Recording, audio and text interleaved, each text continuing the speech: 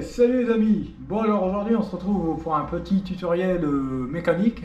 Alors il sera un peu spécial parce qu'on est chez Jean-Michel tout simplement. Et aujourd'hui on se retrouve chez lui dans son atelier tout simplement pour monter son nouveau cintre de VTT. Donc on voit ça directement sur son bike dans quelques secondes. Allez, à tout de suite. Donc voilà les amis, Jean-Michel est derrière la caméra tout simplement, et moi je vais m'attaquer à la partie mécanique. Donc pour changer un cintre de VTT, il n'y a rien de compliqué, il suffit d'enlever vos poignées, tout ce qui est shifter de dérailleur, poignée de frein, donc vous dégagez tout ce qu'il y a sur le guidon on va dire, tout simplement, c'est ce qu'on va faire tout de suite avec les clés BTR adaptées aux différentes choses. Donc voilà, vous desserrez déjà en premier lieu vos poignées grip, tout simplement. Alors selon les modèles, soit vous avez des colliers de serrage, soit vous les desserrez comme je fais avec mon système de... Ah oui, c'est vrai qu'il y a ça aussi. J'espère que j'ai réussi à les avoir. Ouais. Voilà, tout simplement. C'est pas grave, ça c'est l'embout du guidon. Il n'y a pas de mal à ça. Donc vous faites ça de chaque côté. Il n'y a rien de compliqué. Hop là. Voilà, rien de dur. Donc là, ça résiste un petit peu parce que, comme vous l'avez vu, vous avez tout simplement pas ça. C'est ça qui reste un petit peu dans l'embout du guidon, donc il y a un peu de résistance. Donc vous tirez dessus et ça vient, comme vous l'avez vu. Vous mettez en évidence vos éléments pour pas les perdre, comme d'habitude. Maintenant, on va enlever tout simplement les poignées de frein. Donc vous faites dans l'ordre. Alors son modèle, c'est un système, j'oserais dire, avec une espèce de collier qu'on peut enlever complètement, mais bon, dans notre cas, on va pas s'embêter. Si on peut le faire coulisser, on va le faire, ce serait bien. Hop, s'il y a assez de longueur de câble, ouais, enfin de durite exactement. Là, vous mettez sur le côté, vous embêtez pas, on va faire de même de l'autre côté. Voilà, franchement, rien de compliqué à l'opération. Bon, je vous le cache pas, j'ai pas desserré les vis, parce que sinon, je tiens pas à avoir de mauvaise surprise. Hop, voilà, vous mettez sur le côté de la roue avant, c'est pas gênant. Hop, on va démonter le dernier élément, c'est tout simplement le shifter de vitesse. Hop, voilà. Vous n'avez pas le choix, c'est un collier simple, donc s'il y a assez de longueur de gaine, alors s'il y a assez de longueur, ça devrait le faire tout juste. Vous arriverez à l'enlever, voilà. Toujours pareil, vous mettez sur le côté. Hop, voilà, tout simplement.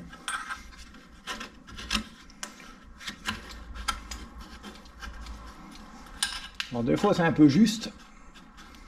Alors dans ces cas-là, ce que vous pouvez faire quand c'est vraiment trop juste, que vous n'arrivez pas à le sortir, vous desserrez directement votre potence et vous faites coulisser un peu votre guidon, soit à droite, soit à gauche, selon le shifter. Dans ces cas-là, vous pouvez démonter. C'est une option qui permet de s'en sortir, on va dire. Et maintenant, ce qu'il nous reste à faire tout simplement, c'est libérer le guidon lui-même en enlevant l'avant de la potence. Alors bien sûr, on n'est plus dans les anciennes potences où vous ne pouvez pas enlever le capot. Là, on a 4 vis, donc on a la chance de pouvoir libérer facilement le cintre en lui-même. Donc maintenant, il nous reste juste à libérer le capot de potence du cintre pour pouvoir enlever le cintre en lui-même et le remplacer. Donc voilà, vous libérez les 4 vis, vos desserrages en croix et resserrage en croix, vous verrez par la suite.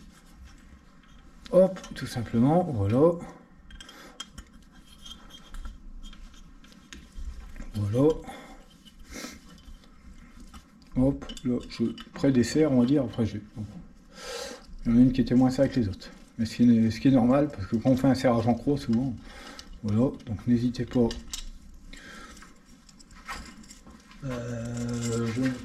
je vais y arriver, pas de problème. Hop, voilà. Hop. On enlève les 4 vis. Hop, voilà, tout simplement. Toujours pareil, mettez-les en évidence pour ne pas les perdre, pas les salir en les faisant tomber dans n'importe quoi, genre dans du gravier ou je ne sais quoi. Ça sent le vécu. Voilà. Hop, voilà. C'est normal. Voilà, il est plus maintenu, donc tout à fait normal que ça bouge, il n'y a pas de problème à ça. et vous enlevez. Alors là, essayez de prendre avec vos doigts le guidon et puis le capot de la potence, parce que sinon ça tombe par terre. Il faut vraiment réussir à tout maintenir ensemble. Donc voilà. Hop. Et là, bah hop, voilà. Vous libérez votre cintre, tout simplement. C'est tout simplement un collier, quoi. Hop. Donc on a deux côtés. Collier, un de sorcier. Vous prenez tout simplement votre nouveau cintre, hein, que voici, et ben vous venez tout simplement le remettre à sa place.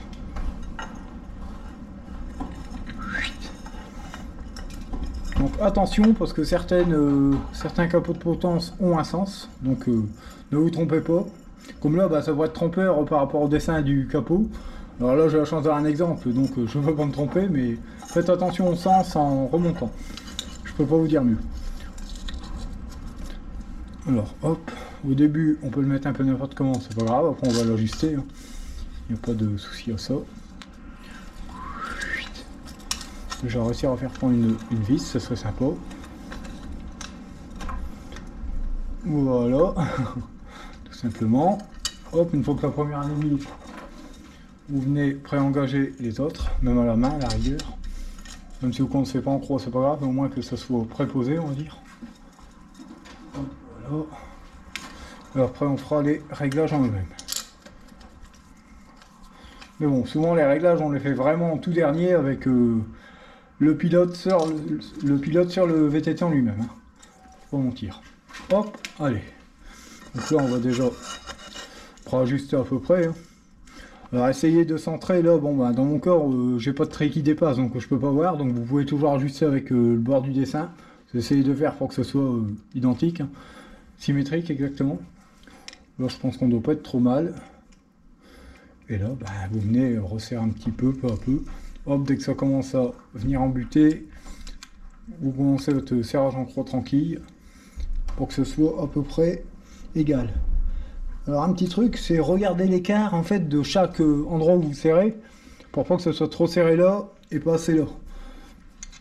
Alors vous allez me dire, bah, normalement on serre à la clé dynamométrique, je suis d'accord avec vous, mais là j'en ai pas sous la main, donc on le fera visuellement. Hop, voilà. Et dès que ça commence à être en contact, après ce que vous pouvez faire, il y a une autre astuce, dès que c'est en contact, vous faites quart de tour par quart de tour. Hop. Voilà. Comme ça, vous êtes sûr de toujours être régulier dans ce que vous faites en serrage.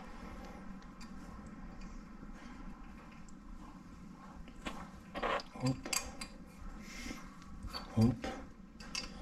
Alors, un guidon, normalement, ça doit être à peu près 20 Nm hein, maximum. Voilà. Donc là, bah, je le fais au feeling, hein, on va dire, hein, mais...